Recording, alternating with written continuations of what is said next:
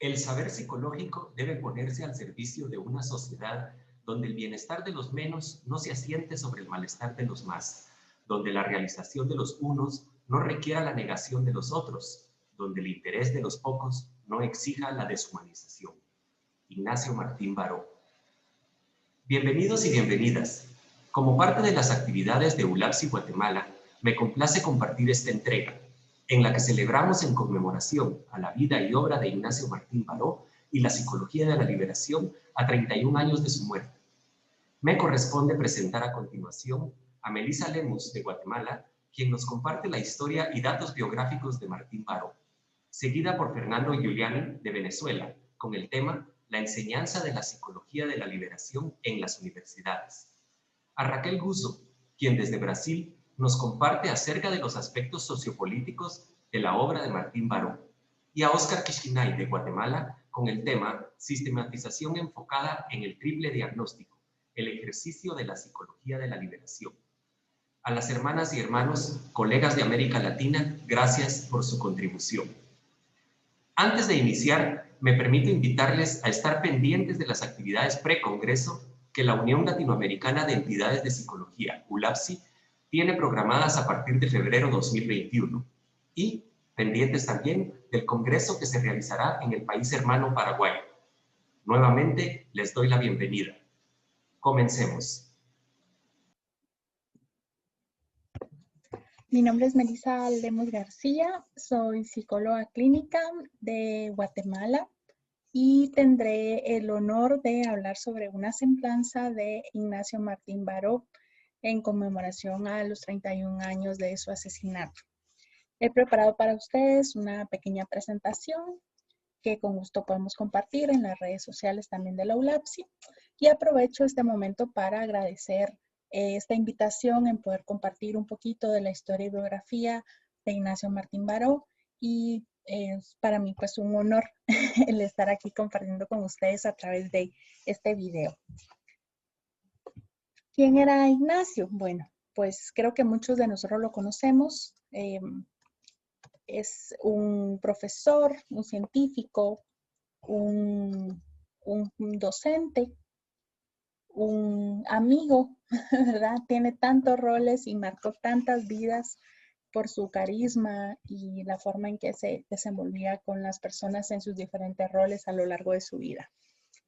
Encontré esta imagen, me pareció pues muy significativa, su sonrisa, su gesto, ¿verdad? Su mirada profunda.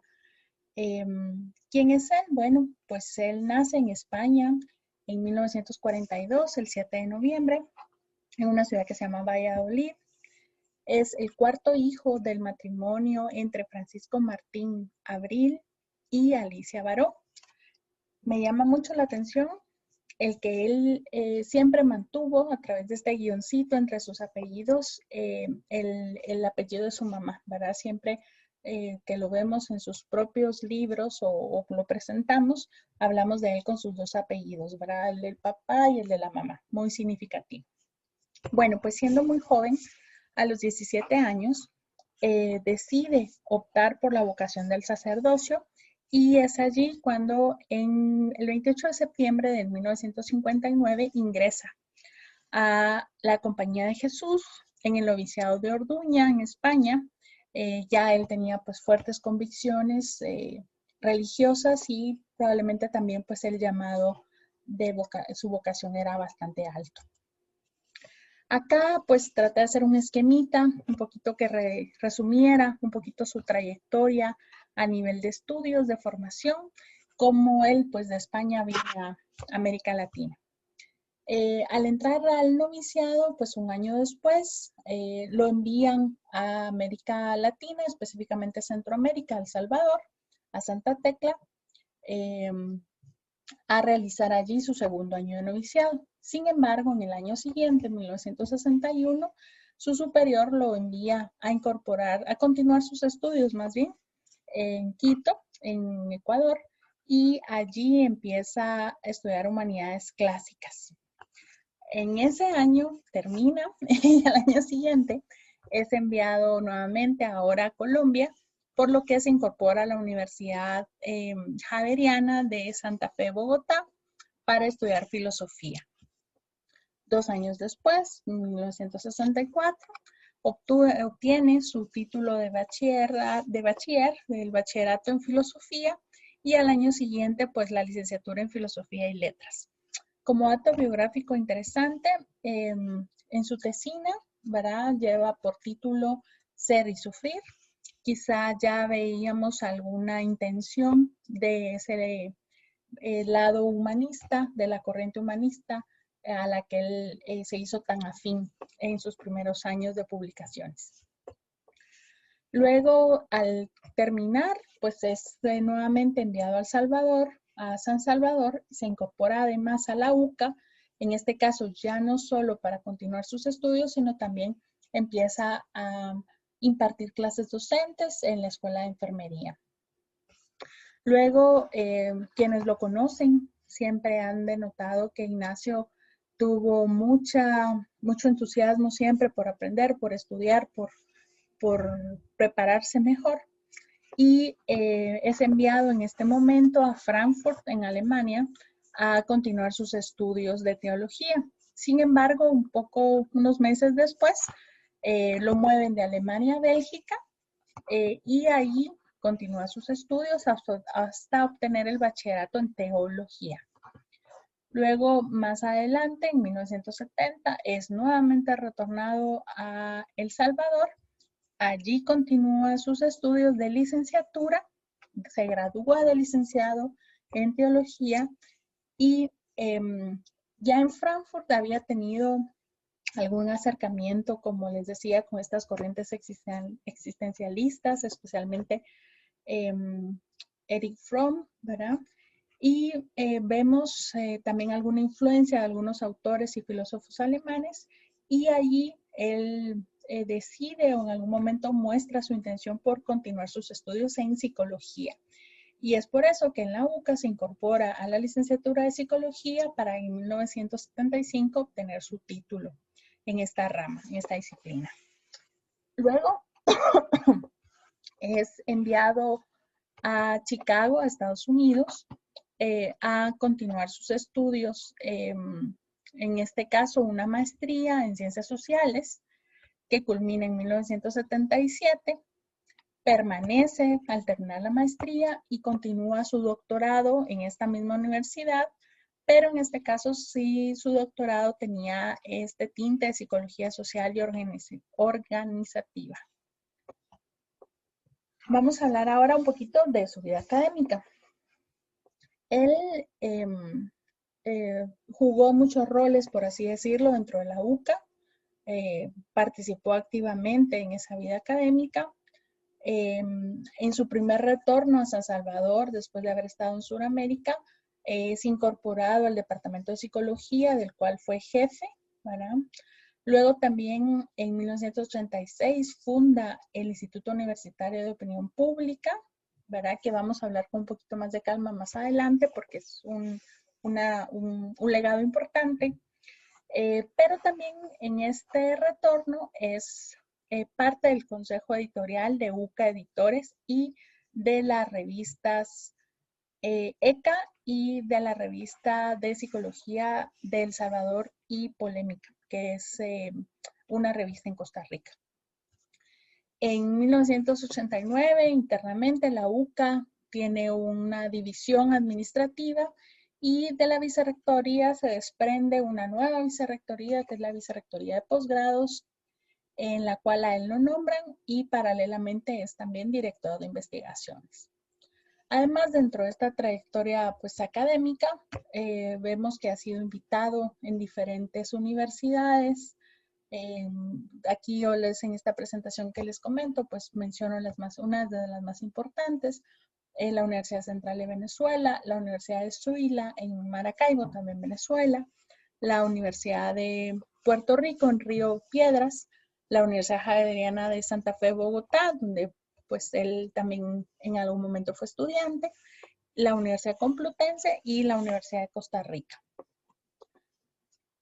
A nivel gremial, ya siendo psicólogo, tenemos que destacar que fue miembro de la Asociación Americana de Psicología, más conocida como APA por sus siglas en inglés. y también fue miembro de la Sociedad de Psicología de El Salvador, una de las primeras en Centroamérica. Además, en la Sociedad Interamericana de Psicología, la SIP, fue vicepresidente para México, Centroamérica y el Caribe.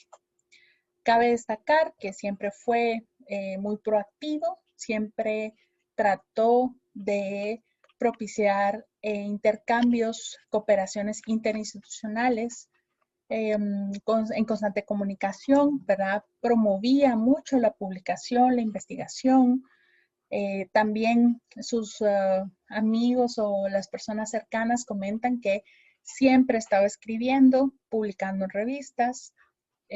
Nunca podía decir no, siempre decía sí, puedo publicar, pero pues espérenme, ¿verdad? Para poder cumplir con todos. Y también apoyaba y motivaba mucho a que otros colegas publicaran. Acá una cita que encontré dentro de los libros y el material que revisé. Comentan que él fervientemente creía que las asociaciones de psicólogos deberían promover las redes de comunicación y cooperación docente, de investigación y de práctica profesional alrededor del mundo, ¿verdad? Objetivos que tenemos muchos psicólogos que pertenecemos a diferentes asociaciones actualmente. Pues como ya saben, uno de sus legados principales en nuestra disciplina es el desarrollo de la psicología de la liberación.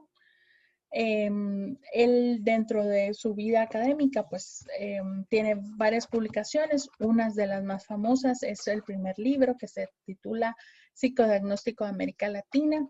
No encontré una portada, solo una pequeña carátula. Este libro fue pues apoyado editorialmente por la editorial de la UCA en 1971, donde puede verse claramente pues su influencia de cómo fue influenciado por la obra de Erich Fromm. Siempre, ¿verdad? Vamos a encontrar en sus escritos mucha agudeza, ¿verdad? Mucha crítica a qué estábamos haciendo en la psicología en ese momento. Señaló enfáticamente que la misión tiene que ir en busca de ese conocimiento, ¿verdad? De comprender ese modo en que el contexto y los individuos interactúan, ¿verdad? Para que realmente ese diagnóstico pueda tener las dos, la parte completa de la moneda, ¿verdad? Muy enfático siempre en el escuchar al otro y en entender lo que vive el otro. Ahora, mucho de lo que revisé para poder conversar con ustedes en este momento, hablan de Ignacio de muchas maneras, ¿verdad? La verdad es que es una biografía interesante porque hay muchas personas que han escrito de él. Yo, de hecho, tuve a una maestra en mi maestría en Guatemala, ella es estadounidense, que lo conoció. Y ella pues nos contaba también cómo era él como profesor. Para serles honesta, yo oí hablar de Ignacio Martín Baró cuando tenía 15 años. Yo estuve en un colegio católico de religiosas y me recuerdo que fuimos a El Salvador cuando fueron los 25 años del asesinato de Monseñor Romero, y pues una visita obligada en ese viaje fue a la UCA, donde nos llevaron al jardín donde está la placa conmemorativa y las rosas, y yo ahí empecé a hablar de quién era Ignacio Martín Baró. Luego en Landívar, que es la Universidad Jesuita, donde yo me gradué y donde trabajo actualmente, tuvimos unas jornadas en el 2001, ahí era un poquito más grande. Tuvimos unas jornadas de formación y allí volví a escuchar de Ignacio. De esta síntesis, esta semblanza que he podido preparar para ustedes, cabe destacar que quienes lo recuerdan, quienes tuvieron el privilegio de estar cerca de él, lo recuerdan como amigo, consejero, muy cercano, siempre con su guitarra, cantando en los momentos que se podía, ¿verdad? Y siempre pues con un corazón bondadoso, tratando de ayudar a quien se lo pedía, ¿verdad? difícilmente decía no a alguna petición de alguien. Sus compañeros jesuitas decían que pues él era muy ordenado, ¿verdad? Una de sus características principales era que era muy meticuloso. E incluso comentan, leí en un blog que comentan que él tenía la manía, vamos a decirlo, la costumbre de cualquier fotocopia, texto, lo que hacía era empastarlo, encuadernarlo, de manera que lo tenía así perfectamente ordenado entre sus cosas. Y cuando sus compañeros le decían que era como una obsesión el tener siempre todo encuadernado, él decía que en algún momento todo ese material iba a ser para la biblioteca, así que les estaba ahorrando un paso de volver esas copias un folleto formal para poderlo incorporar al catálogo. También dicen que era bastante predecible en su conducta, en su rutina, la forma en que vestía, tenía su maletín típico, un su attaché con el cual iba a dar clase. Entonces dice que él era siempre un poco predecible en ese sentido. Sus compañeros docentes comentan que era muy cercano, que siempre les llamaba por teléfono para los cumpleaños y que cuando asumió la vicerrectoría académica de posgrados, realmente él se tomaba la molestia de ir a clases, acompañar a sus docentes, estar cercano a los estudiantes y que nunca faltaba que él se tomara un poco de su tiempo para hacer observaciones o alguna recomendación o alguna retroalimentación.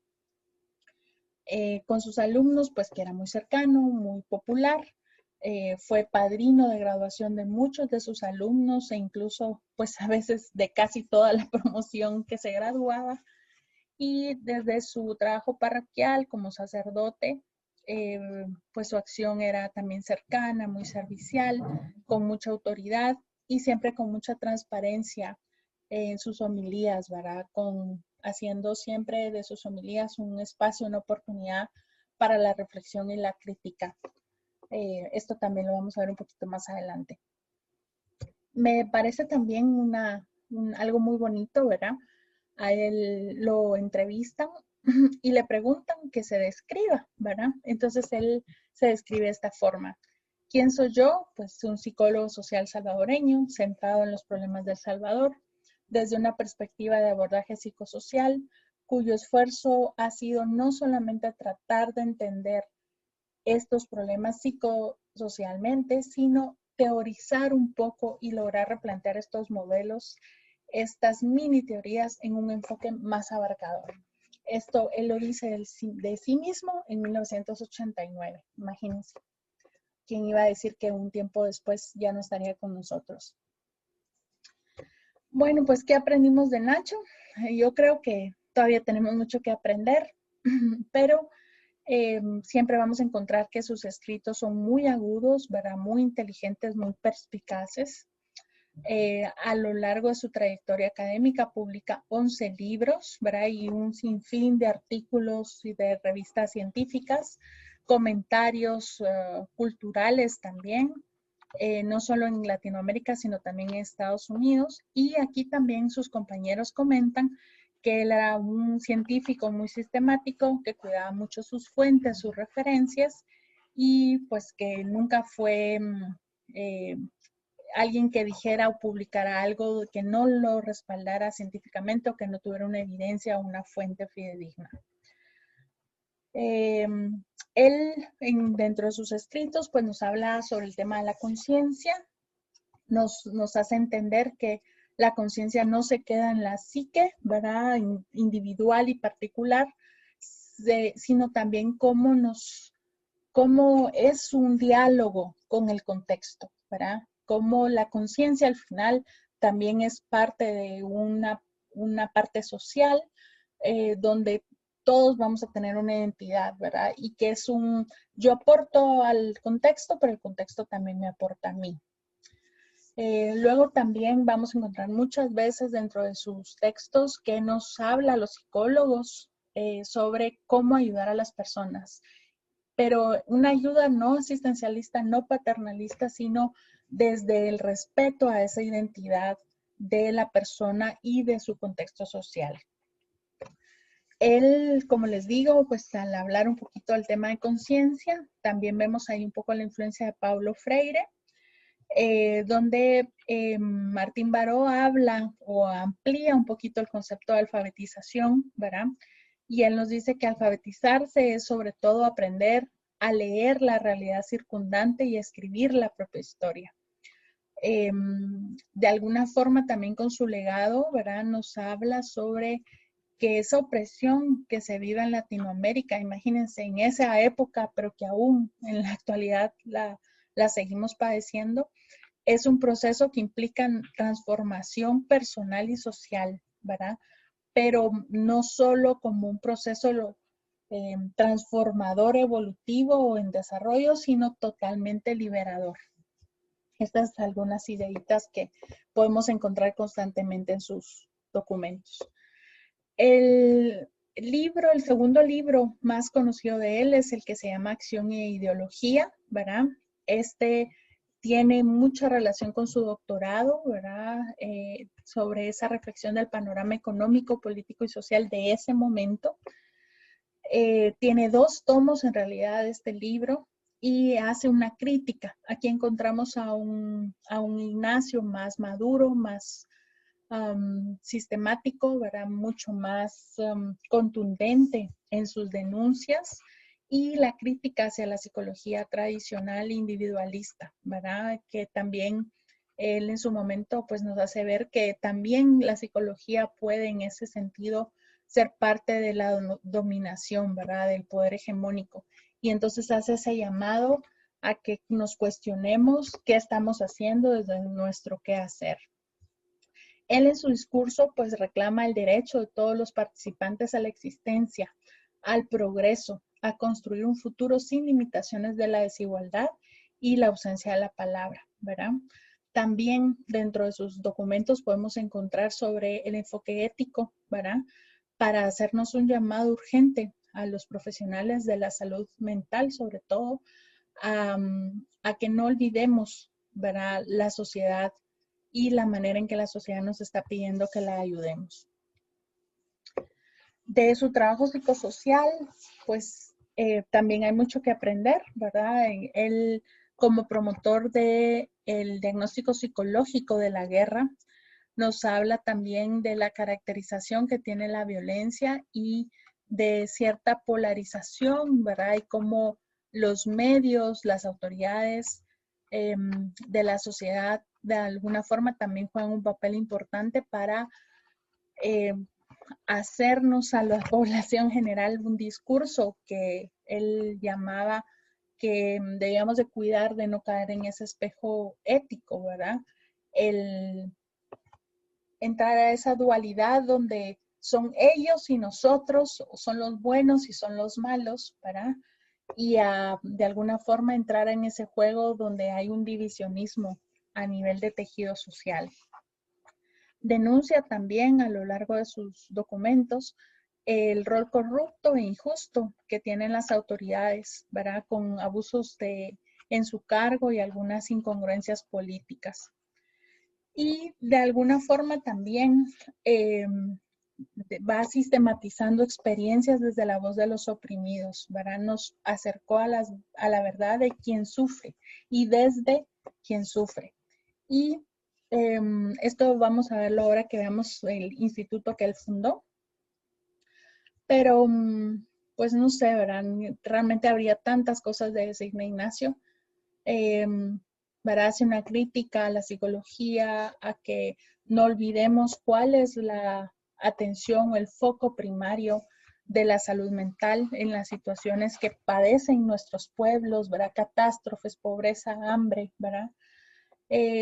Fue muy duro, fue muy fuerte en sus posturas, ¿verdad? En sus perspectivas, pero al mismo tiempo también nos ofrece una respuesta, ¿verdad? Nos da una forma a través de la psicología social de la liberación, un como horizonte, ¿verdad? Que estimulan a quienes queremos hacer las cosas diferentes y que nos unamos a hacer las cosas diferentes, ¿verdad? Nos dice que no podemos hacerlo de forma aislada, ¿verdad? que debemos de trascender esa dimensión personal, individual, y que estas relaciones con los otros, ¿verdad? Son como el vehículo o el camino para, ¿verdad?, trabajar juntos en esa sociedad que queremos. Como les comento, en muchos de sus documentos vamos a encontrar que hace un llamado a los psicólogos a que reflexionemos y unamos esfuerzos, ¿verdad? Y que nuestra práctica profesional, sea clínica, sea social, sea educativa, sea organizacional, realmente nos lleve a movernos juntos para un bien común. De alguna forma, también parte de lo que él nos deja, o si han podido leer la mayoría de sus escritos o tienen interés de leerlos, en esta deconstrucción de la psicología tradicional, ¿verdad? Nos habla de que tenemos que buscar una psicología comprometida, con posición crítica, hacerle frente a esos problemas latinoamericanos, ¿verdad? Hablo del papel tan importante que tiene la psicología para deconstruir esos modelos teóricos y metodológicos y acercarnos a realmente las necesidades de los pueblos y de las sociedades. Y él específicamente pues encontró una forma de cómo hacerlo. Y es que él funda el Instituto Universitario de la Opinión Pública en la UCA en el 1986, que realmente tenía como intención darle voz al pueblo salvadoreño para que pues dijera qué pensaba de la política, de su situación, de la economía. En el instituto, a lo largo de su trayectoria, logró 23 encuestas a nivel nacional, ¿verdad? Tanto en la población metropolitana como, es decir, la urbana y la rural,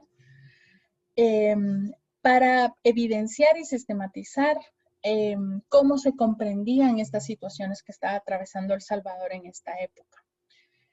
Él, sin saberlo, de alguna forma hacía una incorporación a la acción social empirista, ¿verdad? Estas encuestas de opinión pública realmente fueron un quiebre a cómo hacer psicología de forma tradicional, pero también dándole la oportunidad a la gente de visibilizar sus opiniones y que la gente no tuviera miedo de hablar, ¿verdad? Lo cual de alguna manera lo que hacía era desideologizar lo que pasaba en ese momento, ¿verdad? Que la gente tuviera más información, que la gente supiera que no era solo él individualmente quien pensaba así, sino también que había otro en otra parte del Salvador que pensaba igual. Sus encuestas se caracterizaron siempre por ser sus reportes de un lenguaje muy, muy amigable, de fácil comprensión y de alguna forma también aquí se acuña otro término que le dicen espejo social, que es también en esa construcción de mi conciencia individual, también cómo empezar a escuchar a otras voces, a otros actores, también me va ayudando a entender qué pasa con el otro, abrir esa conciencia a la construcción de algo colectivo en un momento histórico donde la verdad y la transparencia era tan importante. Dentro de esta información, ustedes podrán ver que pues lo que cuenta la historia es que no tuvieron un camino fácil, ni él como director fundador, ni el padre Yacuría, que en ese momento pues lo acompañaba también en muchas de sus actividades académicas y en este Instituto de Opinión Pública. Dicen, como los libros cuentan, la historia cuenta, que él entrenaba a sus encuestadores, que los encuestadores no tuvieron un camino fácil de abrir brecha, tocar de puerta en puerta, ganar credibilidad y confianza de este pueblo salvadoreño, pues que estaba sumido en la guerra.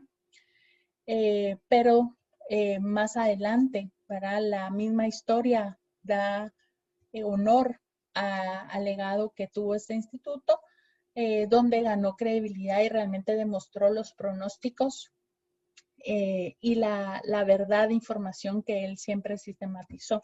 Dicen también que él era muy cuidadoso de no exagerar ni sesgar la información y cuidaba muy minuciosamente los informes y los reportes antes de que salieran al público.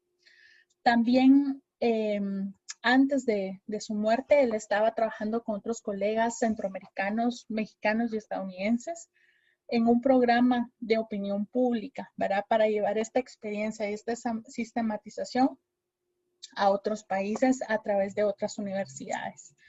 En el momento de su asesinato, pues trabajaba en un estudio político con casi más de 4,000 personas participantes, donde estaba recolectando entrevistas a profundidad de personas que habían estado en la situación de guerra o algún conflicto, tanto El Salvador, Costa Rica como Nicaragua. Y también estaba en una comisión internacional para monitorear las encuestas preelectorales en Nicaragua. Un poquito como lo que hizo en El Salvador, ¿verdad? Llevarlo ahora al contexto nicaragüense. Dentro de su labor pastoral, pues bueno, él empezó en una pequeña parroquia en Sacamil, en San Salvador.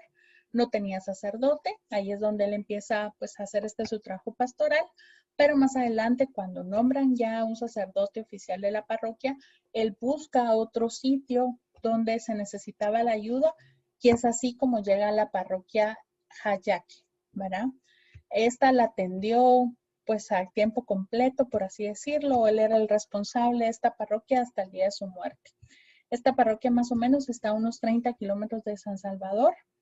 Empezó en un cantón, pero luego paulatinamente, pues al final se hizo cargo de la parroquia completa. Dentro de las anécdotas o la información que pude recabar, pues se habla de que él dejaba siempre una sonrisa en los niños, muy cercanos, les llevaba dulces, participaba en la misa, cantaba, a veces llevaba su guitarra y la gente, pues los feligreses lo querían mucho. También con sus estudiantes, a quienes los invitaba a que lo acompañaran a la parroquia, sus estudiantes de psicología, también conseguía donaciones o hacía actividades que de alguna forma también los integraran a ellos a la comunidad. Y más de alguien comenta allí como anécdota que también cuando se necesitaba algún tipo de remodelación o algún trabajo de la parroquia o no sé, una banca o pintar una pared, pues él también de su bolsa o de algún tipo de donativo siempre trataba de que la parroquia estuviera en buenas condiciones y pues también que los feligreses se sintieran como en casa. La verdad es que tendría tantas cosas que contarles, pero creo que más bien los dejo con la espinita que continúen profundizando la historia de Martín Baró, a que lean su obra, su historia. La historia acá, por razones de tiempo, la vamos a terminar, pero pues ustedes saben, ¿verdad? Cómo muere Ignacio Martín Baró. Es asesinado con otros compañeros de la UCA el 7 de noviembre de 1989 por fuerzas paramilitares, ¿verdad? En una clara oposición al gobierno. Inclusive comentan la biografía que días antes se le había hablado con una de sus hermanas y que parte de la conversación que tuvieron hace notar que él presentía que su muerte estaba cerca, ¿verdad? Es de alguna forma, como bien se dice en la UCA, ¿verdad? Los mártires de la UCA, nos deja un legado que yo creo que al día de hoy no ha terminado, ¿verdad? Que todas sus enseñanzas, sus diálogos dentro de sus escritos, sus obras, a los psicólogos realmente nos encienden una llama y nos hacen querer comprometernos a ese nivel donde como él estaba comprometido y nos hacen también un llamado, no solo de forma individual, sino también de forma colectiva, a que trabajemos como Latinoamérica para mejorar nuestros pueblos y trabajar para nuestros pueblos. Quisiera compartirles algunas conclusiones para finalizar. Yo veo claramente que él nos regala muchas herramientas, muchas oportunidades para que sigamos construyendo.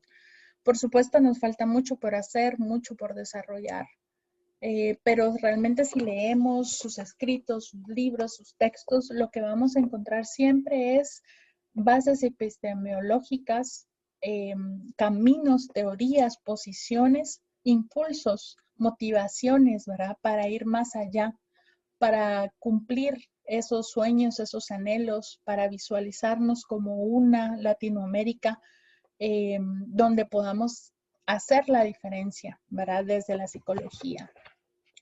Creo que también, a pesar de que él ya no está con nosotros y han pasado 31 años desde su asesinato, cuando leemos sus textos también nos encontramos con un llamado, ¿verdad? A nosotros los psicólogos a realmente comprometernos, a entender los problemas psicosociales y a buscar realmente formas y posibilidades de cambiar estas posturas, ¿verdad? Donde más allá de la teoría, de las técnicas, lo que hacemos es nutrirnos de esa realidad, ¿verdad? Para luchar contra la desigualdad social y también de alguna forma minimizar o atenuar algunas secuelas psicológicas de tantas problemáticas que siguen prevaleciendo en Latinoamérica.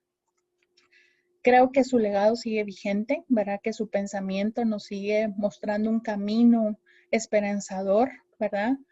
Que nos invita a movernos, a no quedarnos en esta pasividad y realmente tomar las riendas de la disciplina y buscar una construcción colectiva de un nuevo tejido social. Ignacio Dobles Oropesa, ¿verdad? En este librito que tengo acá, comenta, ¿verdad? Que su confianza y fe en las capacidades de resistencia y creación de los sectores populares de solidaridad, de alegría, en medio de las penurias y de las situaciones límites de la pobreza y la represión, se revelan cuando en 1986 destaca que una de las principales tareas para la psicología regional era la potenciación de las virtudes populares, ¿verdad? ¿Qué nos está diciendo Ignacio? Pues bueno, uno, creamos en la psicología, creamos en la gente, trabajemos por la gente, ¿verdad? Creo que, como les digo, tendría mucho más que decirles, pero me voy a quedar hasta acá con el agradecimiento nuevamente a ULAPSI por esta oportunidad, compartirles un poco de la historia y la biografía de Ignacio y sobre todo con la certeza, ¿verdad? Que nosotros los psicólogos latinoamericanos podemos hacer grandes cambios. Las redes están, la tecnología está al servicio de estas alianzas y lo que nos falta es un poquito de voluntad para ponernos de acuerdo y trabajar juntos para esta gran nación que sería la nación de la psicología y poder compartir lo que hacemos y el compromiso que mantenemos y que tenemos a lo largo de nuestra vida profesional. Así que muchísimas gracias. Yo quedo a sus órdenes. Espero pronto, luego de esta pandemia, poder saludar a muchas caras conocidas. Y nuevamente, pues gracias por este tiempo y escuchar una síntesis de la vida de Ignacio Martín Baró.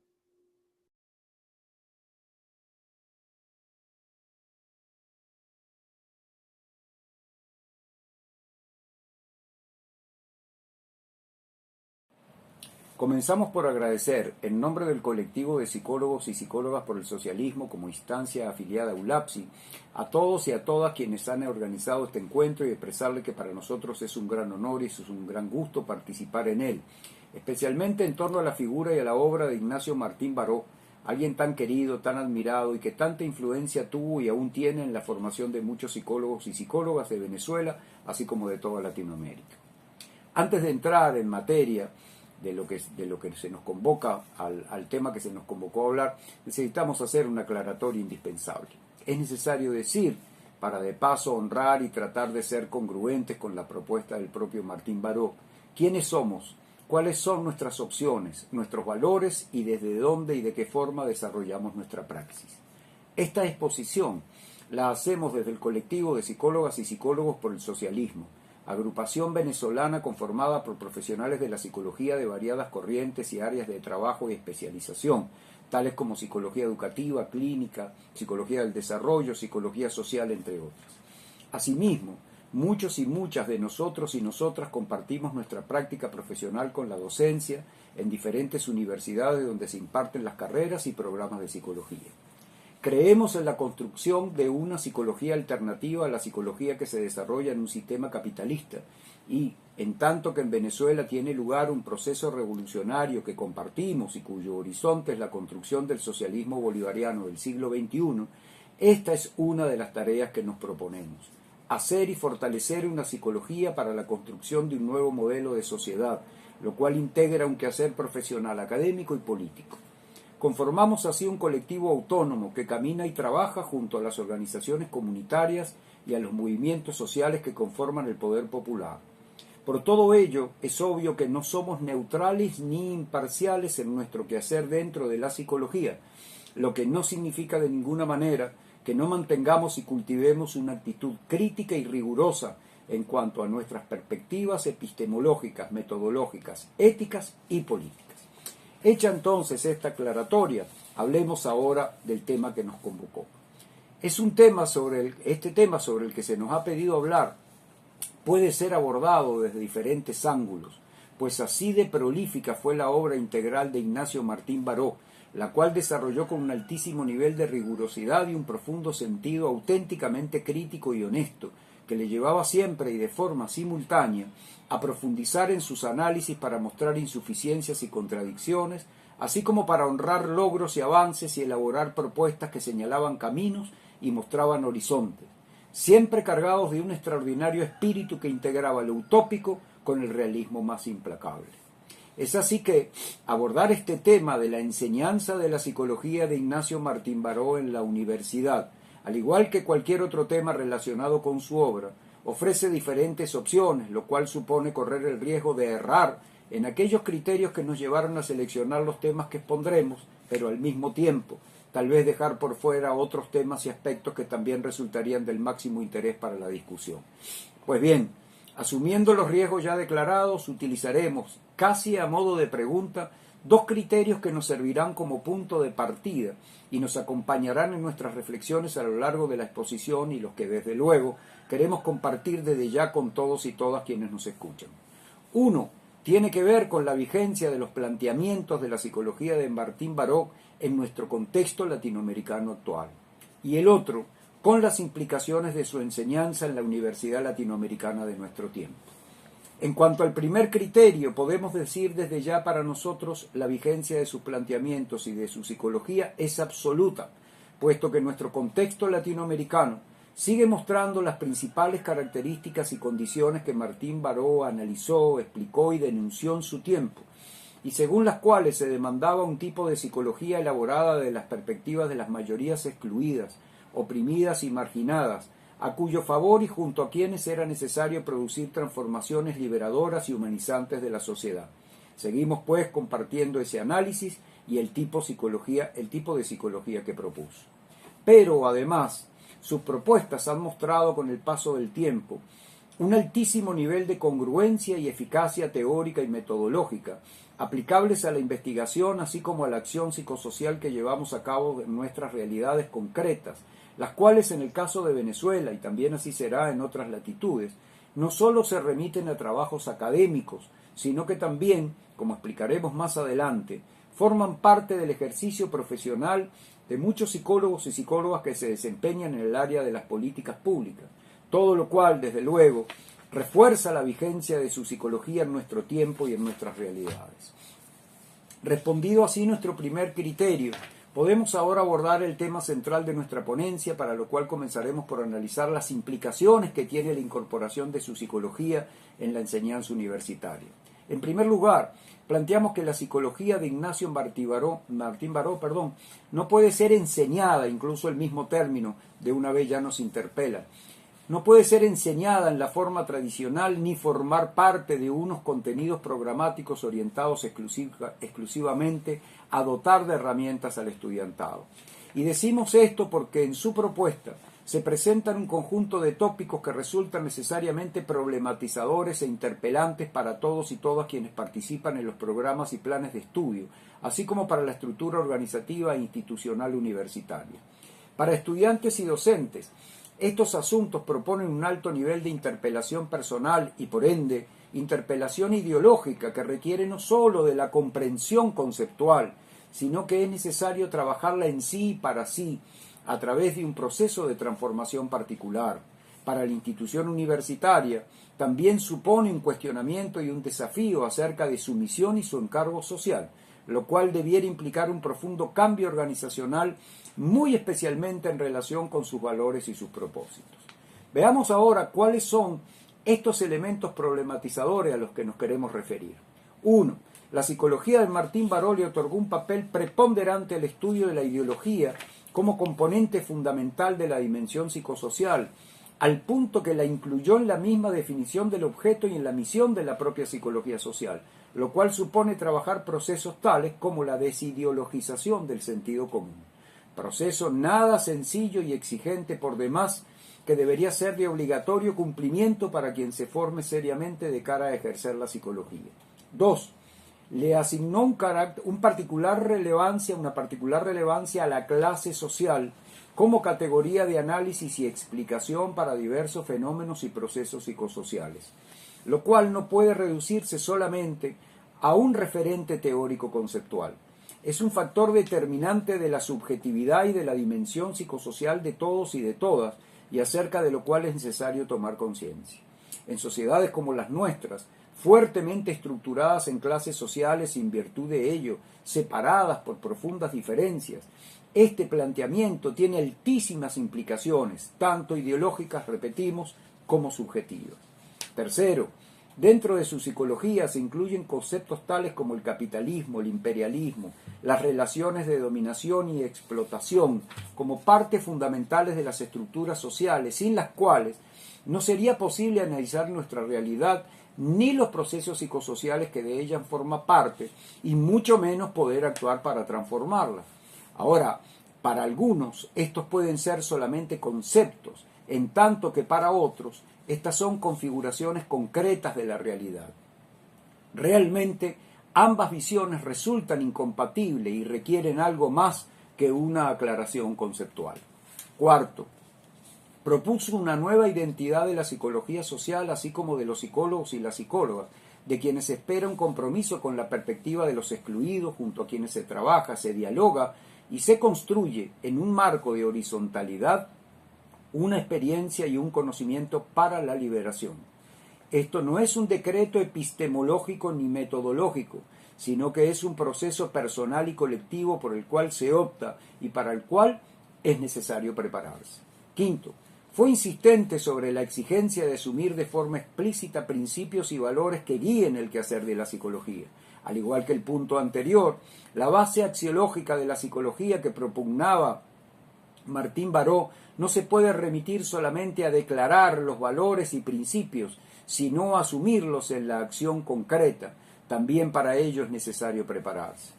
Sexto, la psicología de Martín Baró plantea explícita y decididamente la renuncia a la pretendida neutralidad científica y profesional que heredamos de la perspectiva positivista, ante la cual propone asumir una parcialidad que surja de intereses conscientemente elaborados, así como de una clara opción ética, todo lo cual no es incompatible con el conocimiento y el quehacer científico.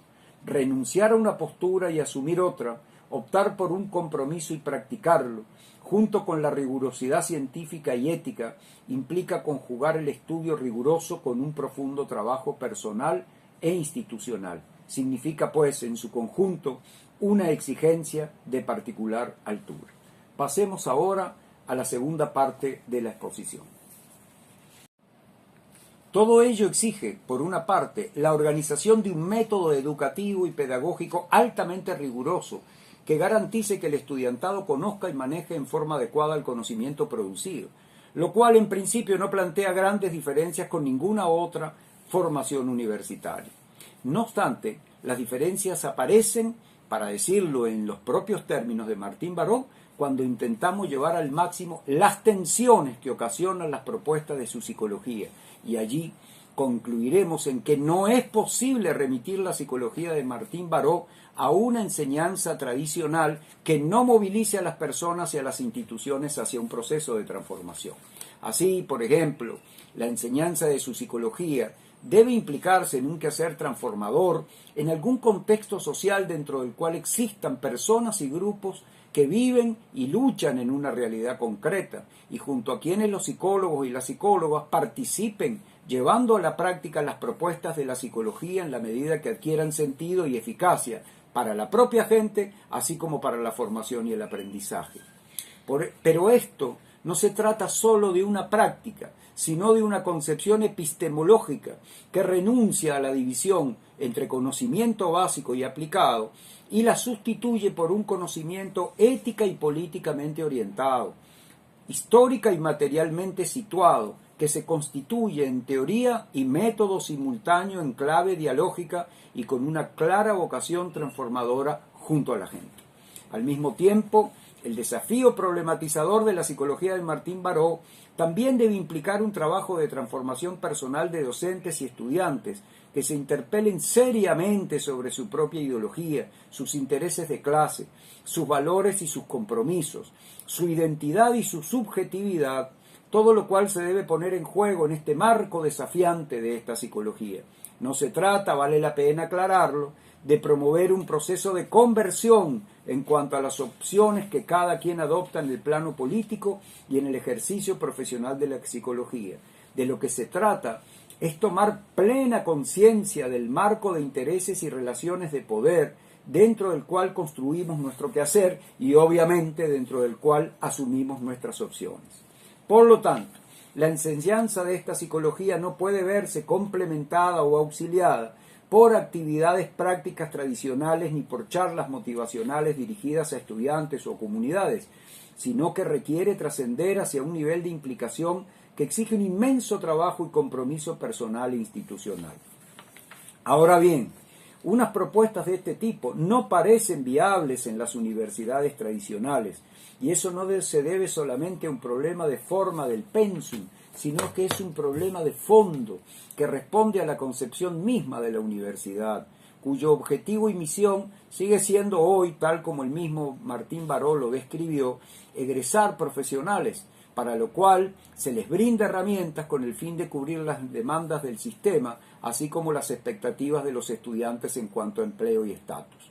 Todo ello nos lleva necesariamente a considerar que la enseñanza de la psicología de Martín Baró no puede completarse o implicarse en forma congruente sino en una universidad diferente a la tradicional.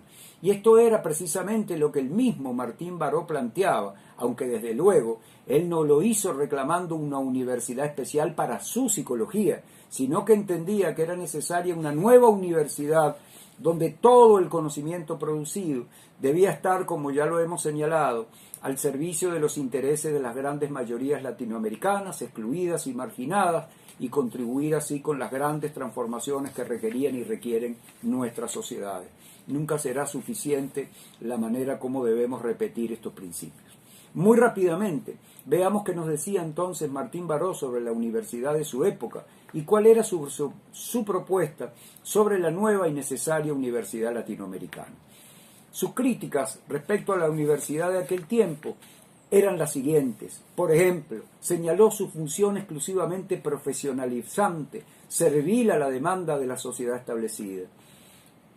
Criticó su configuración jerárquica y su oferta de un sistema de programas uniforme y criticó también un sistema de ingreso selectivo que respondía a una estratificación establecida donde se reservan privilegios a una minoría.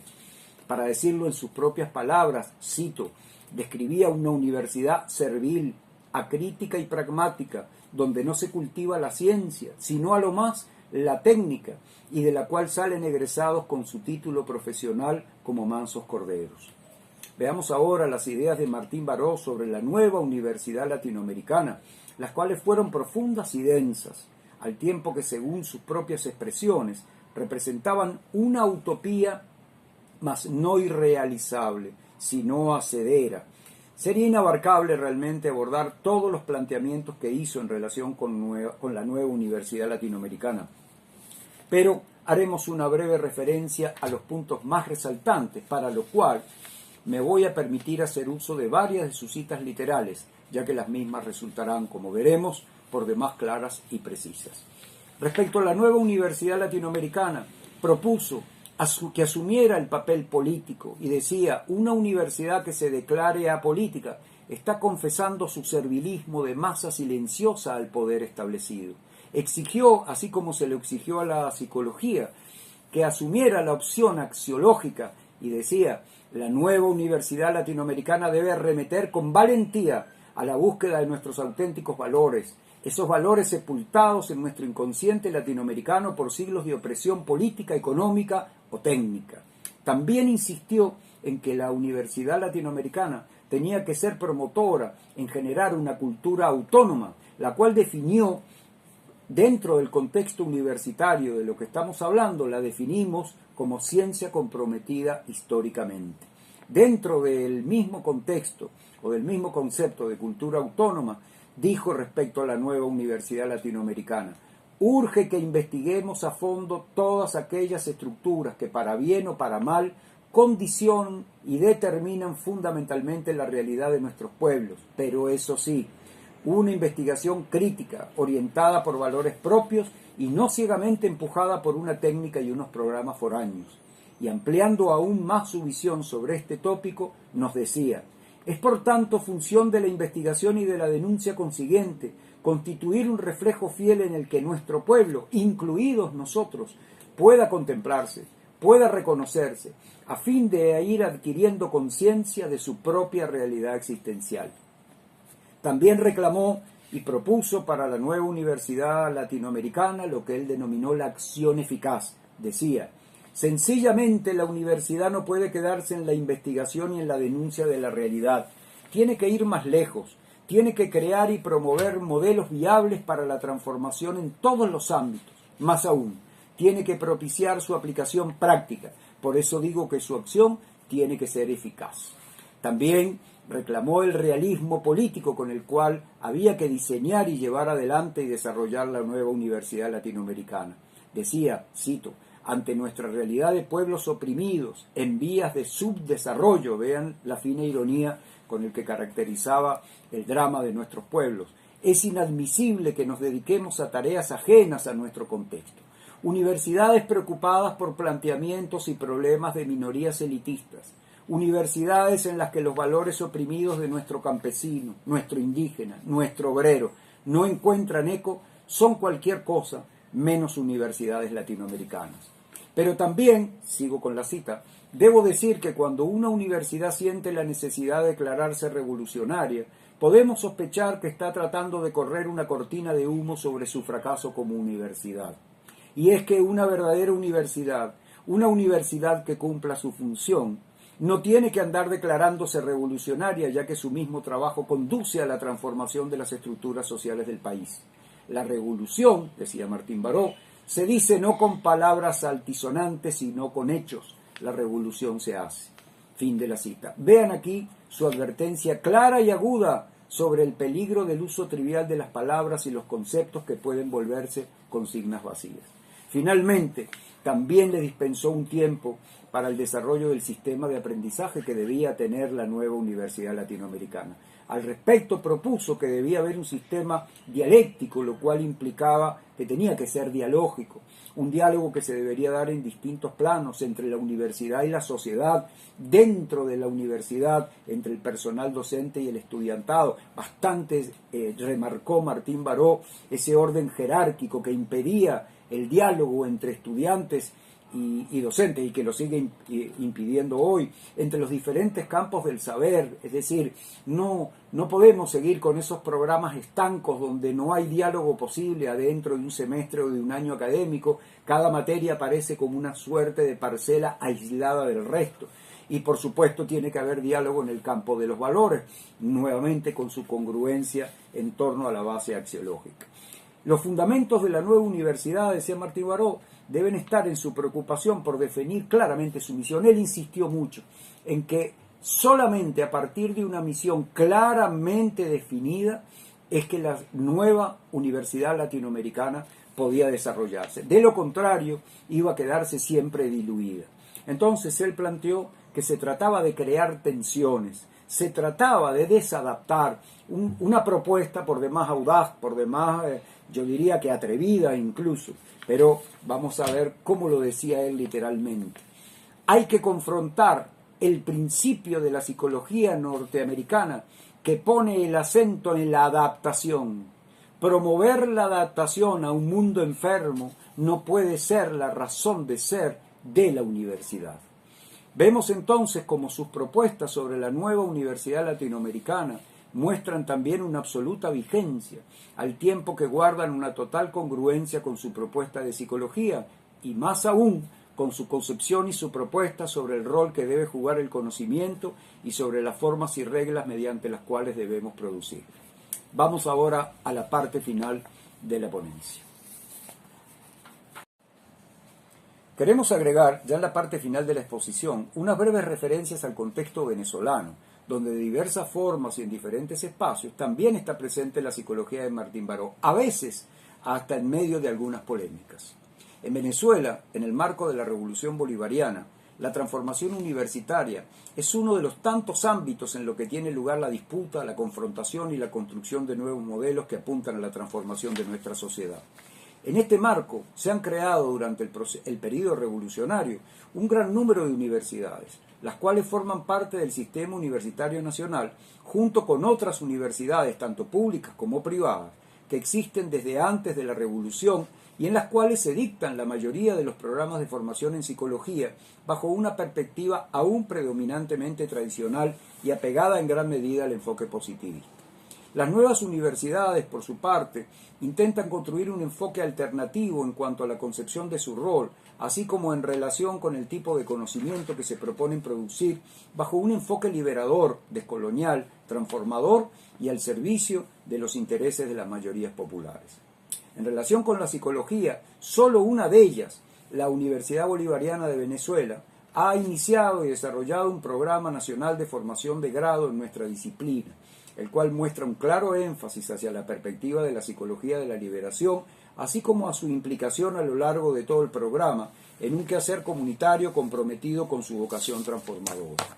En términos generales, todo este proceso de transformación universitaria representa una experiencia altamente compleja, sobre la cual habría mucho para analizar y evaluar, pero por razones de tiempo solo anticiparemos una visión muy general.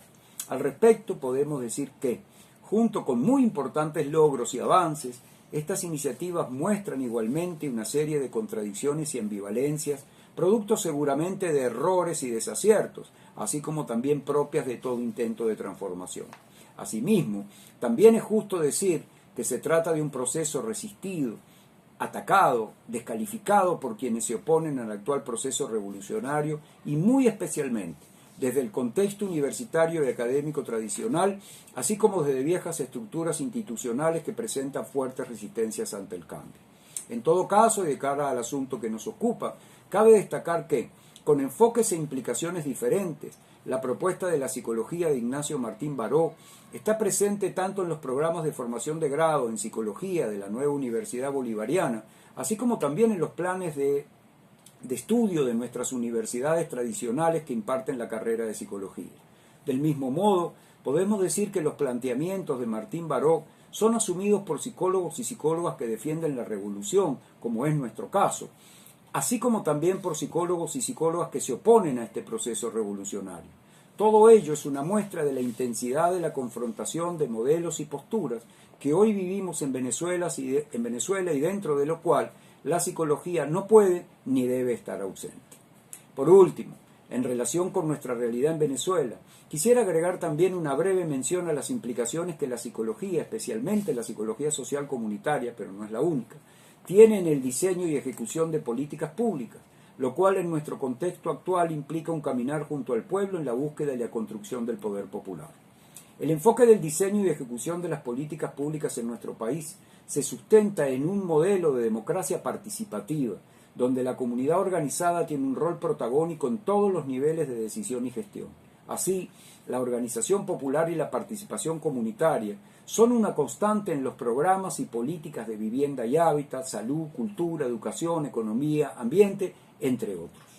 Todo ello implica un permanente trabajo directo con la gente, donde, por ejemplo, aquellas tareas prioritarias que Martín Baró proponía para la psicología social, como la recuperación de la memoria colectiva, la desideologización del sentido común y de la experiencia cotidiana, y el fortalecimiento de las virtudes populares, no solo están vigentes, sino que adquieren y se recrean permanentemente en este tiempo, bajo diversas formas y metodologías a lo largo de infinidad de procesos psicosociales que se viven hoy en nuestras comunidades. En todas esas experiencias, varios y varias psicólogos y psicólogas venimos intentando desarrollar un permanente trabajo junto a los equipos institucionales y a las comunidades. Se trata de un camino en construcción, donde la psicología debe dialogar con otros saberes, tanto científicos como populares e institucionales, así como debe también interactuar con la realidad concreta en la que se desenvuelve y a la que aporta herramientas para su transformación. Podríamos decir, al igual que cuando nos referimos a la experiencia de la transformación universitaria, que este es un camino que nos muestra a cada paso avances y retrocesos, aciertos y errores, fortalezas e insuficiencias, todo lo cual forma parte del dinamismo y de la complejidad de estos procesos de cambio, de manera que lejos estamos de pretender mostrar resultados acabados y caminos certeros. Pero lo que sin ninguna duda podemos afirmar es que, ciertamente, se trata de un extraordinario y apasionante reto, y una extraordinaria oportunidad para la construcción de una psicología en la que creemos y a la que queremos, la cual desde luego está también siempre abierta y dispuesta a la reflexión crítica, así como al diálogo y al debate. A manera ya de cierre, y retomando entonces los criterios que nos planteamos al inicio de la exposición, vemos no solo que la psicología de Martín Baró tiene una total y absoluta vigencia y pertinencia para nuestro contexto y para nuestro tiempo. De la misma manera, su enseñanza en la universidad representa un gran desafío que nos invita a asumirlo a través del desarrollo de programas de estudio que faciliten procesos de transformación en realidades sociales concretas, así como en docentes y estudiantes y en la propia universidad. Y todo ello en un marco de alto compromiso con la rigurosidad ética y científica, así como con los valores que deben sustentar todas nuestras acciones individuales e institucionales. Es una psicología que produce, tanto ayer como hoy, adhesiones, pero también resistencias, coincidencias, pero también polémicas. Sin embargo, por encima de todo ello, goza de un sólido y bien ganado reconocimiento por parte de todo el mundo de la psicología, así como de otras ciencias sociales. En realidad, es bastante fácil coincidir teórica y conceptualmente con los planteamientos de Martín Baró. También es fácil, y esto creo que todos lo podemos reconocer, sentirse atraído por su modo de escribir y plantear las cosas. Lo que resulta realmente difícil y altamente exigente es asumir su psicología en forma íntegra e implicarla en procesos de aprendizaje para promover su aplicación en contextos de transformación personal, institucional y social. No hay recetas para ello, ni el mismo Martín Baró las tenía. Hay opciones que podemos asumir y que nos exigirán prepararnos al máximo para un fecundo camino de estudio, trabajo y compromiso. Hasta aquí entonces llega lo que preparamos para compartir con ustedes. Todo esto no es más que una visión entre tantas otras que pudieran elaborarse y la cual desde ya queda a la disposición para el análisis, la discusión y el debate. Muchas gracias por su atención.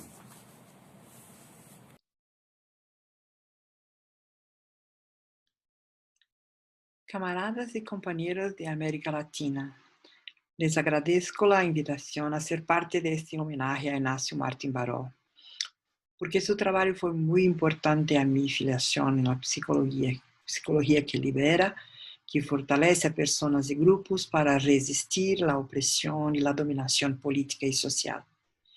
Soy Raquel Guzzo, profesora e investigadora en psicología crítica y psicología de la liberación en la Pontificia Universidad Católica de Campinas, Brasil, y responsable de traer a Brasil el 6º Congreso Internacional de Psicología de la Liberación en noviembre de 2003. Con este evento, Brasil conoció a muchos de los colegas que se encargaron de difundir las ideas de Martín Baró en los países de la América Latina. Desafortunadamente, estos hechos ya no sucedieron. lo que impidió una amplia difusión de sus ideas y la creciente participación de estudiantes y profesionales de la psicología con su trabajo. Fue con Martin Baró que la psicología de la liberación se presentó en una base teórica y práctica para ofrecer una respuesta al movimiento latinoamericano, especialmente en la época de las guerras civiles y dictaduras instaladas en países como Brasil y El Salvador. La psicología de la liberación fue influenciada por la teología de la liberación, una corriente ideológica cristiana nacida en América Latina después del Concilio Vaticano II y la Conferencia de Medellín, que parte de la premisa de que el Evangelio requiere la opción preferencial por los pobres y especifica que la teología, para hacer realidad esta opción, debe recurrir también a las ciencias humanas y sociales, entre ellas la psicología. Desde la pedagogía popular y crítica, fundada en las ideas y prácticas de Paulo Freire, y de los movimientos sociales que luchan por la tierra, por la vivienda, principalmente por la descolonización del pensamiento y muy impregnado por el concepto de praxis. Se puede decir que esta propuesta surge en un momento de reacción a la violencia política de la época y como una propuesta de resistencia frente a la dominación imperialista y la subordinación social y científica de la psicología latinoamericana. El fortalecimiento para resistir y afrontar fueron básicamente las premisas de la psicología de la liberación, tanto para la formación profesional como para el ejercicio práctico de la profesión en diferentes campos de la actividad. La psicología de la liberación de Martin Baró parte de una realidad concreta en la que la represión, la opresión y la violencia aparecen como resultado de las políticas neoliberales, analizando las consecuencias de los conflictos sociales para las personas y grupos sociales. Por ello, la psicología de Martin Baró sirve de amálgama para el fortalecimiento frente a las expresiones más llamativas de un régimen político que desconoce los movimientos sociales, las diversas formas de participación democrática y que implementa dictaduras, represión, tortura, persecución política como mano poderosa del Estado sobre la población. Me gustaría compartir con ustedes una presentación que hizo también para este momento y que puedo compartir acá.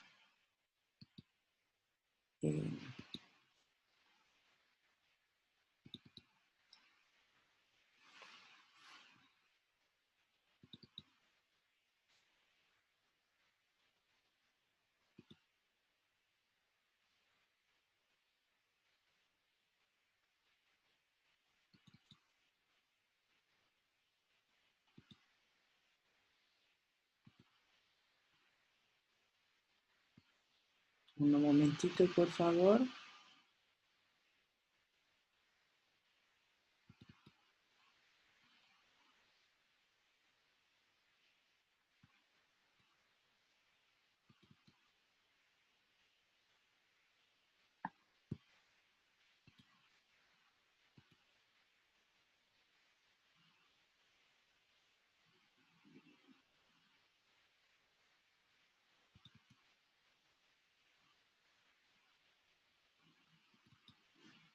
Acá está.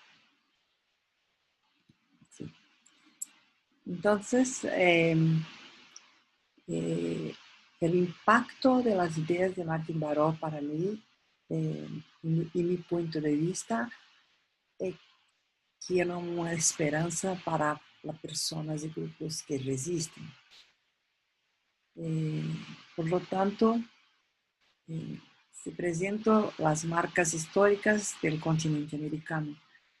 en diferentes posiciones económicas y políticas de norte a sur, las tensiones, conflictos y consecuencias que existen hasta el día de hoy, agitación política y dominación imperialista, dejó su huella en psicología, especialmente en la práctica profesional.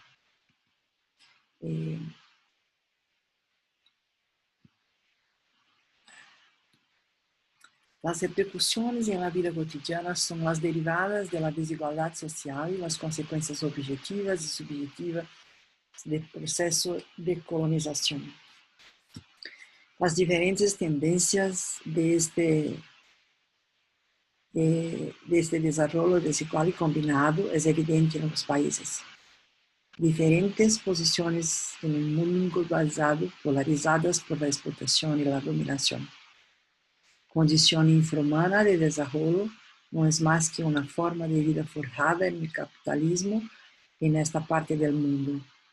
El colonialismo fue la antesala del capitalismo en las Américas, negando derechos a los subyugados dominados por la violencia, manteniéndolos incluso por la fuerza en un estado de miseria e ignorancia. La psicología se desarrolló de la siguiente manera acá. El desarrollo humano es la creación de prerequisitos materiales de una nueva sociedad llena de espíritu y significado práctico para todos. La psicología aparece y se desarrolla de manera diferente en las Américas. Se crearon numerosos cursos de pregrado y posgrado para sostener la creciente demanda de psicología entre las profesiones liberales. Una poderosa herramienta ideológica para mantener la estructura del sistema económico imperante la etapa de conflictos ideológicos y filosofías que influyen en la zona. Ignacio Martín Baró fue, por tanto, una persona que se dedicó a construir una psicología para América Latina a través de la conciencia del proceso de liberación de los oprimidos. Las dimensiones subjetivas recíprocas plurales atienden a la singularidad al mismo tiempo que proporcionan una lectura colectiva de la realidad. Prácticas psicosociales, críticas relacionadas con la dinámica de las comunidades y otras situaciones sociales. Movimiento por el cambio social, que tiene como objetivo acabar con la opresión, que tiene un impacto en las personas más pobres, excluidas y explotadas. Tener como objetivo el empoderamiento de individuos y grupos y una mayor participación social y política en los espacios comunitarios. Mi breve concepción, contribución a ese homenaje. Agradezco nuevamente y me pongo a disposición para discutirle las ideas que Martín Baró han dejado para el contexto brasileño, especialmente para mí. Gracias.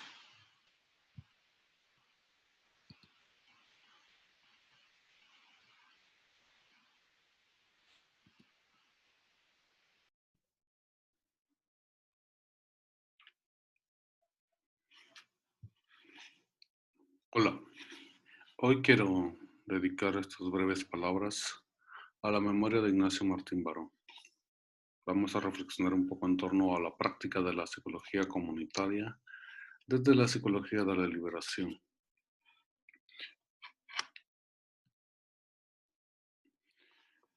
Esto, más que una investigación, lo considero una sistematización de 15, 20 años de práctica que se realizaron en Petén, que es un departamento al norte de Guatemala. No se puede ver acá en el video, pero una sistematización enfocada en el triple autodiagnóstico que comprende la práctica, el contexto y las concepciones.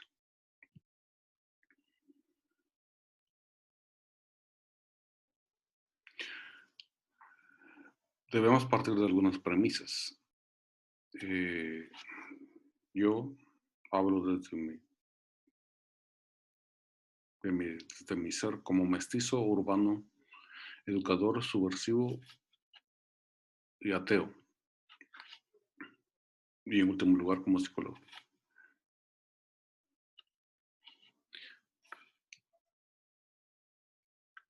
Especialmente como educador, seguidor de Freire, Martín Baró y el Che Guevara.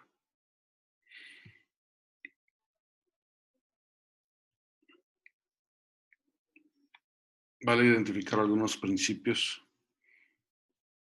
especialmente aquellos que orientaron al quehacer y que son coincidentes entre Freire y Martín Baró. La educación como práctica de la libertad, el diálogo y la comunicación, la disciplina académica, la concientización, la participación política, la responsabilidad.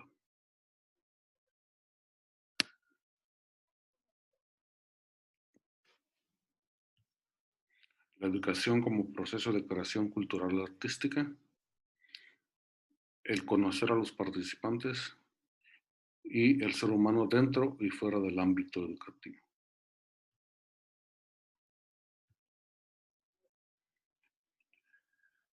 También debemos tomar en cuenta el saber popular como punto de partida, el hecho de que el pueblo encuentre su palabra, como decía Freire. Y por lo tanto tenemos que tener en cuenta la relación entre educación y comunidad. Así como la constante crítica, la constante evaluación, tal y como se plantea en el terapia autodiagnóstico, también la práctica mejorada, ya que nuevas formas de acción formativa surgen de la tarea evaluadora.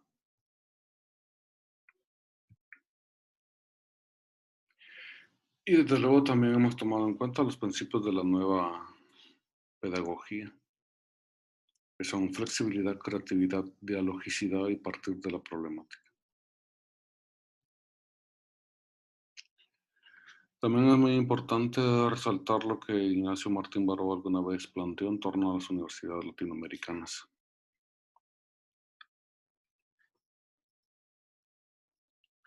¿Por qué? Porque son entes claves para la transformación de nuestro contexto, asumir el papel político, asumir su opción axiológica, generar cultura autónoma y construir un verdadero sistema de aprendizaje.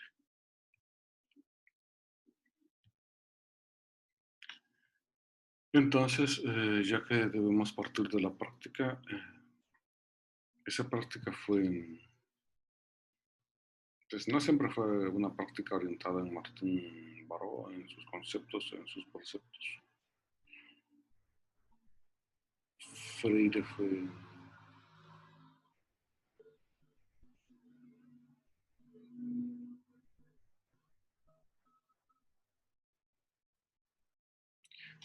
fue un punto de partida.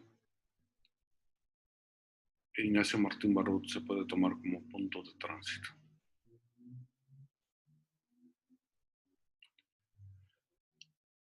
Empezamos más que formando, informando. Fue un mayor aprendizaje para mí que para quienes me oían.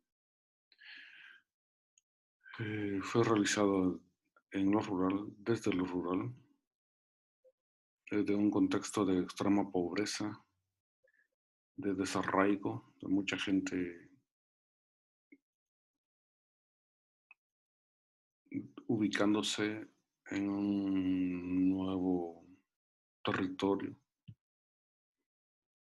Por lo tanto, era muy difícil la verdadera existencia de comunidades. La no comunidad le llamé aquí. Ese fue en un primer momento. Un segundo momento fue apostarle a un sistema educativo alterno para que se insertara en el sistema educativo oficial. Luego, pues tuvimos la oportunidad de ser testigos y parte del auge de las ONGs mediatizadas, digo aquí porque estaban sirviendo de vehículos, ya sea para partidos, ideología de izquierda o asimismo de derecha. Se dio en medio de la desmovilización de la URNG hacia la Unidad Revolucionaria Nacional Guatemalteca, entregó sus armas en ese momento y la necesidad del retorno y reasentamiento, así como el reconocimiento de los desplazados dispersos en nuestro país y en nuestro departamento. Un cuarto momento de esta práctica fue la salud comunitaria y la salud mental vinculada con la reparación psicosocial, que fue condicionada bastante, especialmente por la divulgación del informe Guatemala Nunca Más, donde se recopilaban todas las violaciones a derechos humanos que se realizaron durante el tiempo de la guerra interna y especialmente de la estrategia de guerra de tierra arrasada, así como el informe de la Comisión de Esclarecimiento Histórico. Y pues también tuvimos la oportunidad de terminar con una apuesta con lo macro, tal y como lo plantea Ignacio Martín Baró, especialmente lo llamado incidencia política y diálogo. Primero salud y luego en justicia y seguridad.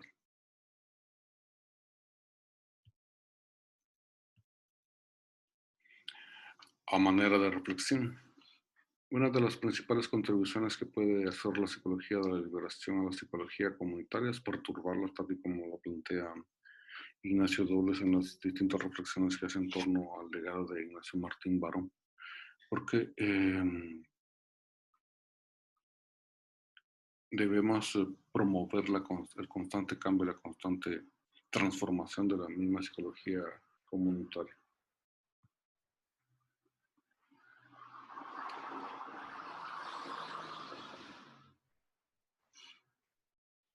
Y también debemos historizar la propia praxis en los procesos sociales,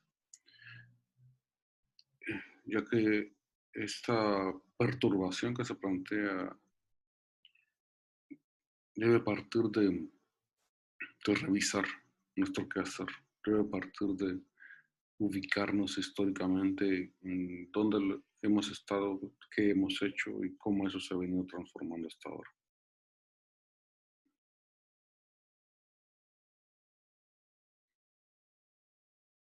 Siempre debemos estar orientados hacia lo político y lo comunitario, como lo político nos ayuda a transformar esa comunidad.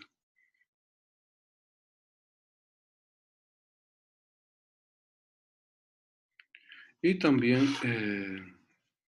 vale la pena resaltar estos principios coincidentes, insisto, entre Freire y Martín Baró, como es el desarrollo de las capacidades de las personas para reaccionar críticamente a circunstancias de opresión.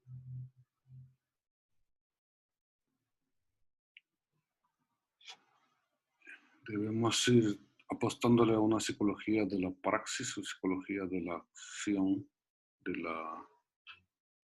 de la acción humana como transformadora de su entorno.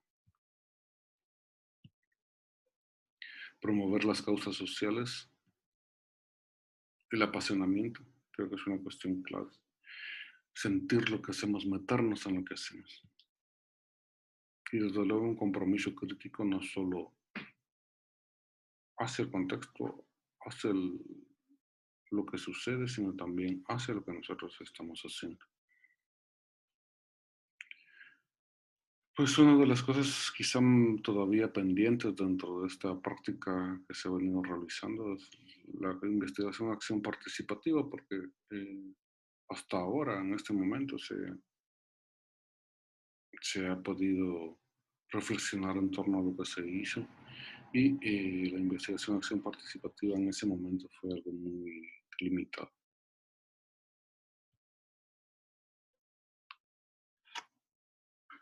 Y desde luego tenemos que descentrar la atención del estatus científico de la psicología para dedicarse a resolver los problemas de las mayorías latinoamericanas oprimidas.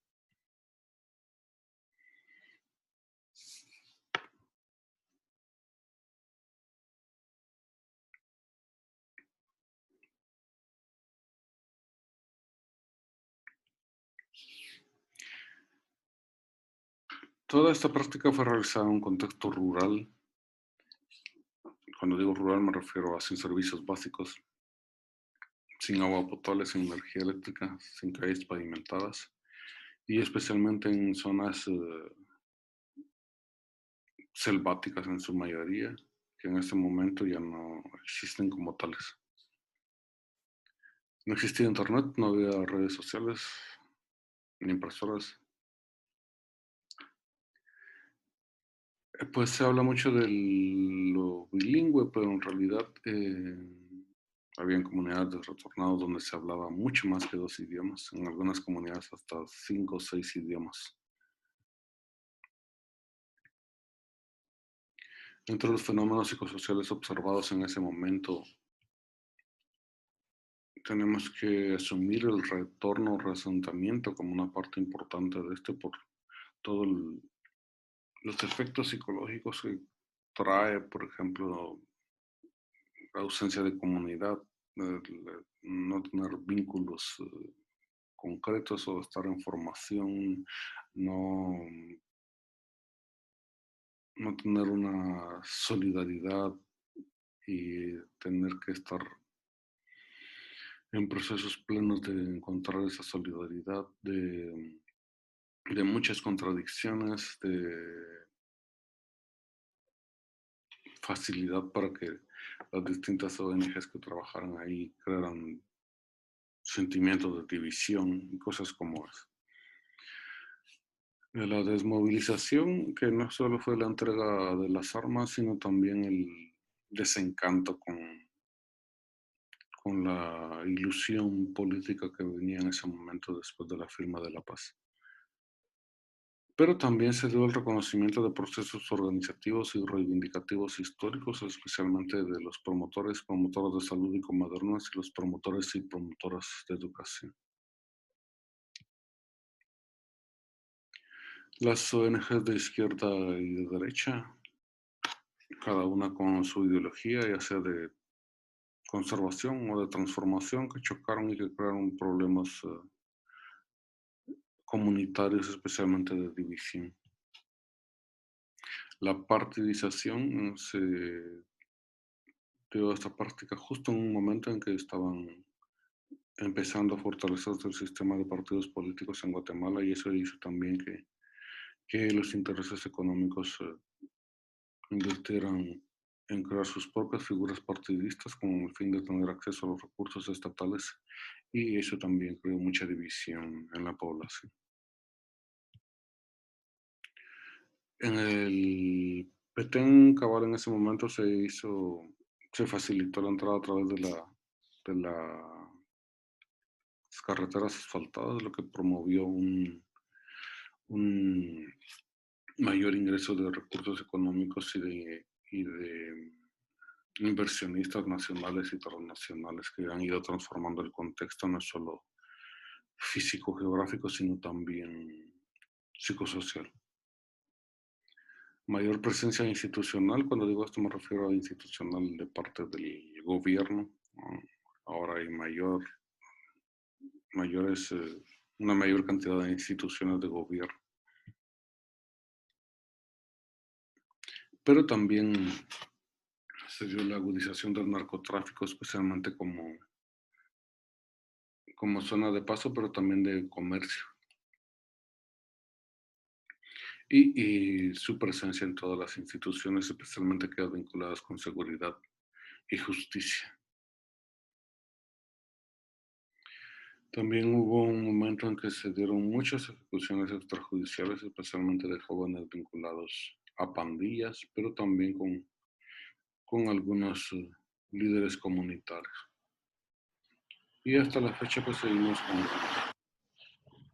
problemas agrarios que son muy difíciles de resolver dado que existe un interés nacional e internacional por las áreas de la famosa reserva de la biosfera maya, donde ya habían comunidades asentadas que no pueden regularizar su situación debido a esto, pero también a la impunidad con la que actúan personas vinculadas a distintos intereses económicos, legales o ilegales dentro de la misma reserva de la biosfera maya.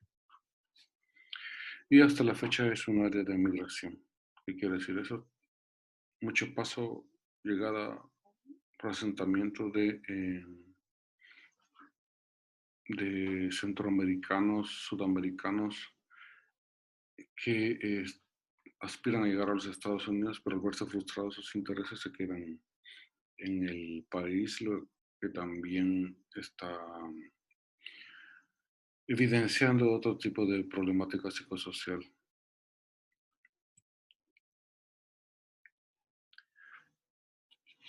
Para intentar teorizar un poco al respecto de todo esto de lo que hemos hablado,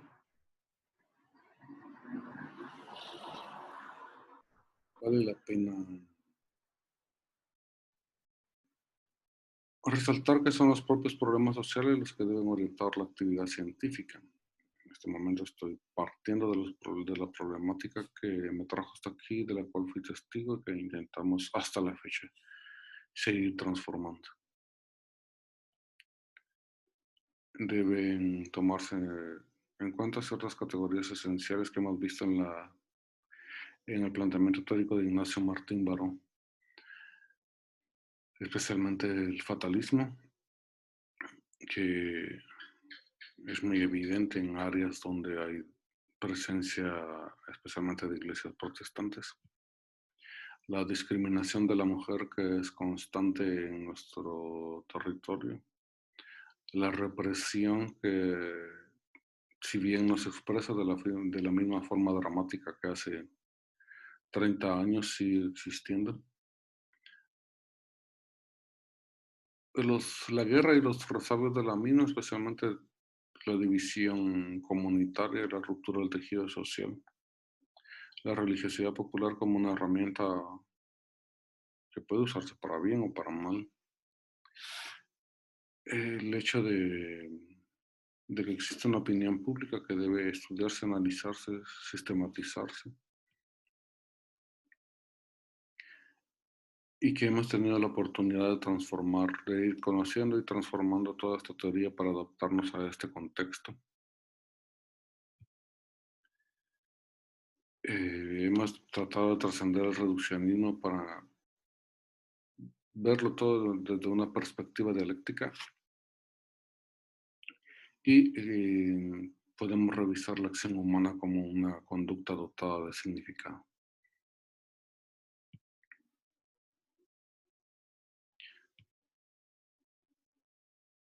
Debemos entender que debemos apostarle a una comunidad de sentido, un conjunto de personas que comparten un código común que poco a poco se ha ido avanzando, identificando en nuestro contexto, pero que todavía es una tarea pendiente.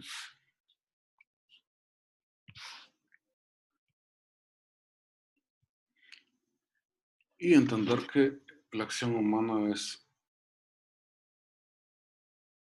ese carácter propositivo de la misma actividad humana, más allá de la conducta, y que todo está condicionado por ciertas estructuras sociales de significado que es tarea del psicólogo y especialmente del psicólogo comunitario entender.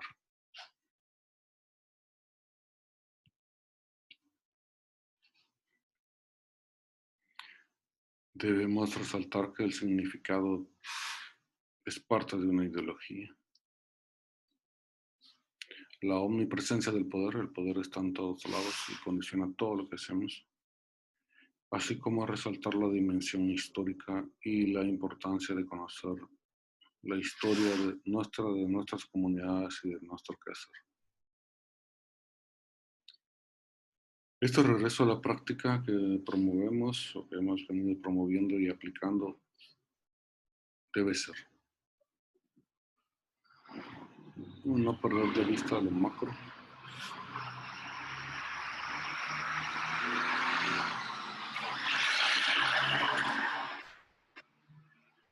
no perder de vista lo macro y la psicología política, entender la dimensión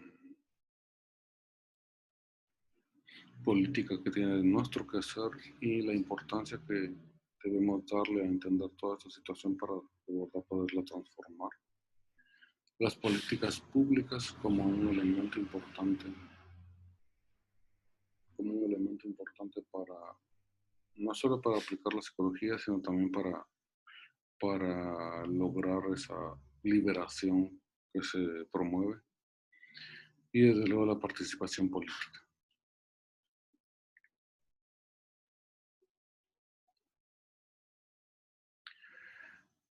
Apostarle a la concientización, especialmente analizando el papel de los medios de comunicación y redes, así como la docencia como mecanismo para lograr la misma. Yo también quiero insistir mucho en eso, si bien no es propiamente uno de los planteamientos de Ignacio Martín Baró, pero creo que sí implica la transformación de la psicología misma y su visión crítica, como es la dimensión educativa y concientizadora de la terapia, especialmente con enfoque de género, pero sin perder de vista a los agresores o a los hombres como sujetos importantes de esta necesaria transformación social. Y desde luego tomar en cuenta la importancia de los grupos primarios, la familia, la comunidad, la sociedad.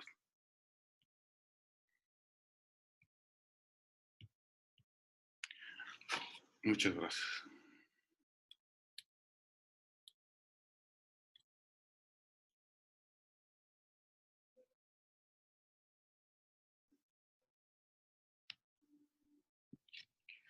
Saludos, compañeras y compañeros de la psicología latinoamericana. Me toca a mí cerrar las conclusiones de esta propuesta que hemos realizado en conmemoración a Ignacio Martín Baró y a la psicología de la liberación a 31 años de su ausencia, de su asesinato y la obra y el legado que ha dejado en América Latina.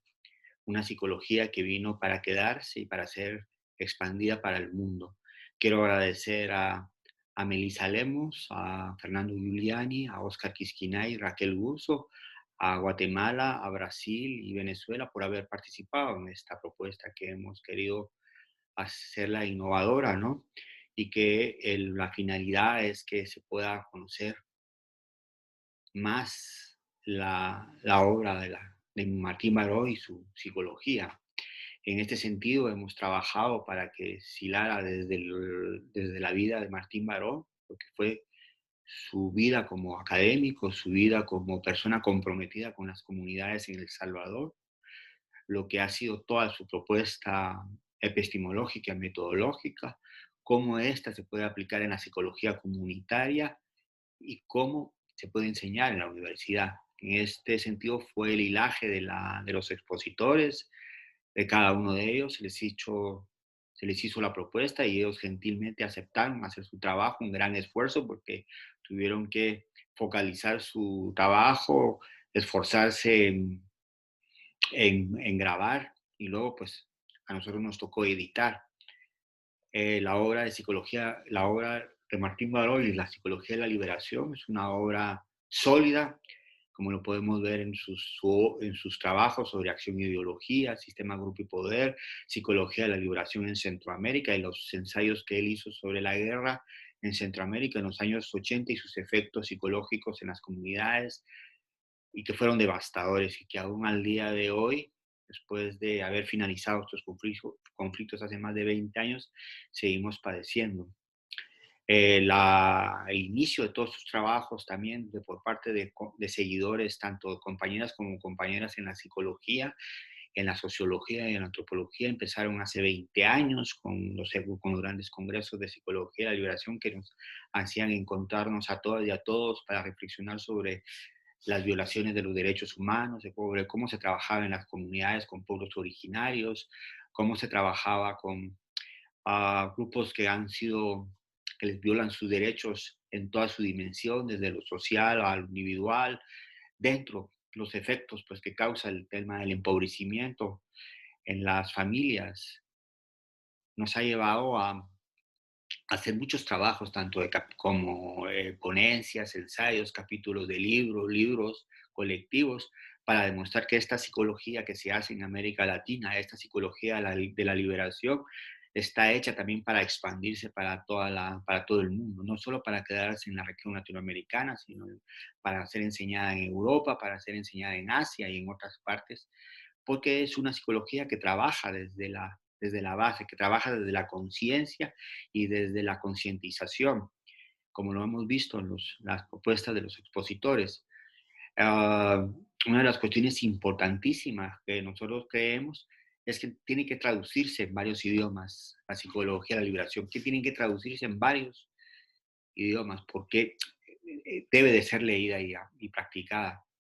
Nos encontramos en estos momentos en una situación de pandemia, en una situación donde los grupos extremistas afloran con la expansión del odio, donde estamos viendo una crisis civilizatoria y a la vez una crisis de un modelo económico que nos ha llevado a la privatización de todos nuestros servicios y donde ha enseñado también a los psicólogos o a los agentes de salud a pensar como técnicos y no hacer una reflexión desde lo metodológico, no hacer una reflexión desde las propuestas teóricas.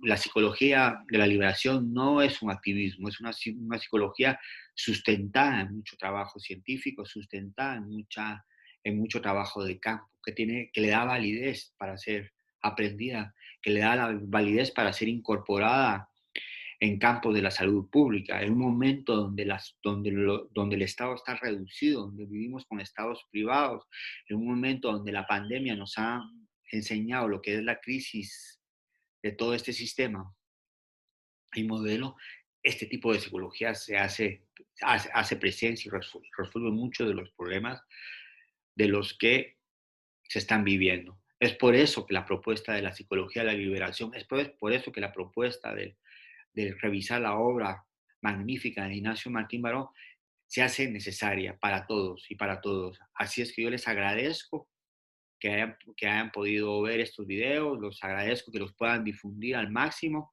y sabemos, por ejemplo, que nuestro trabajo dentro de Diálogo de la Psicología Latinoamericana, de la Unión de Entidades Latinoamericanas de Psicología, ULAPSI, desde la ULAPSI Guatemala seguimos presentes, seguimos vigentes y seguimos con el compromiso social, con el compromiso político y con el compromiso académico y científico para seguir difundiendo otras obras y esta que ahora nos toca, que ha sido muy, muy laboriosa por todas y por todos, los que trabajaron en la edición, los que trabajaron en las grabaciones y sobre todo a los ponentes. Así es que les deseo un buen año, les deseo un final de 2020 con un tema de la pandemia, pero desde acá, desde Guatemala, mis más sinceros